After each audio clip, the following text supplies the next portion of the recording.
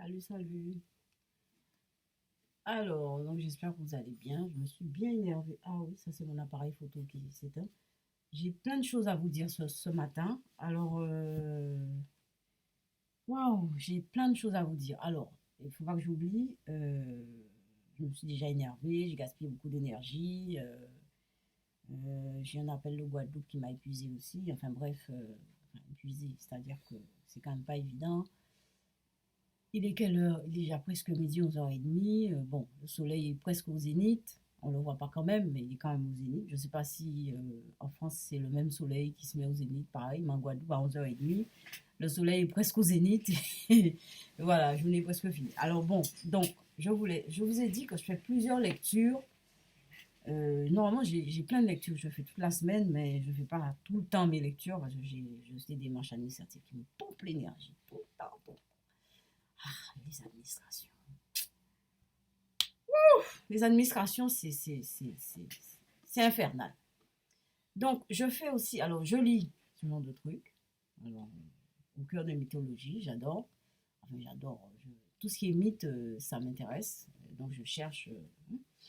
Et donc, j'ai trouvé un passage qui a un rapport avec, je crois, enfin, intuitivement, je crois que c'est un rapport avec les lectures de Lacan. Bon, je crois. Donc, je vais vous lire ça. Donc, ça se trouve au cœur des mythologies de Jacques Lacarrière, hein. Folio, page 61. Alors, car l'idée grandiose qui préside à d'autres mythologies postérieures, celle de l'Inde, l'Iran, d'Israël, où l'on voit un Dieu créateur tirer le monde du néant par le seul pouvoir de son verbe, voyez, tirer le monde du néant par le seul pouvoir de son verbe, une telle idée semble impensable aux Grecs, aux Germains et aux premiers Sémites. Pour eux, c'est leur Dieu, ça sort pas du verbe ni du néant. Pour eux, le monde n'a pas pu surgir du néant. Le tout ne peut jaillir du rien. Et les dieux de ces peuples, en dépit de leur force, de leur intelligence, ne sont pas des dieux entièrement créateurs.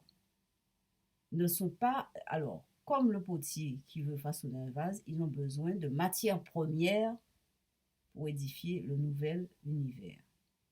Et cette matière ne sera ni l'argile, ni la pierre, mais la chair des anciens dieux vaincus. Donc c'est une autre logique. Il y a des dieux qui sortent du verbe et du néant, mais il y a des dieux qui sortent de la chair, etc. Ça dépend des cultures, etc. Mais je voulais vous parler de ça, je trouve que c'est un rapport avec la pensée de Lacan. C'est-à-dire que le sujet, ben, il est en miroir. C'est quelqu'un d'autre qui le manipule comme s'il était une marionnette. Euh, bon, c'est pas, il se situe dans rien. En même temps, il est quelque chose, dans les limites. Voilà. Donc, car l'idée grandiose qui préside à d'autres mythologies postérieures, celle de l'Inde, l'Iran, d'Israël, où l'on voit un Dieu créateur tirer le monde du néant, un Dieu créateur tirer le monde du néant par le seul pouvoir de son verbe. Vous voyez, c'est ça, le néant-verbe, c'est ce que je veux. Une telle idée semble impensable aux dieux grecs, etc., etc. C'est-à-dire néant-verbe, c'est ça que je voulais souligner. Bon, je vous envoie ça sur la chaîne séminaire. Donc, bonne méditation. À tout à l'heure.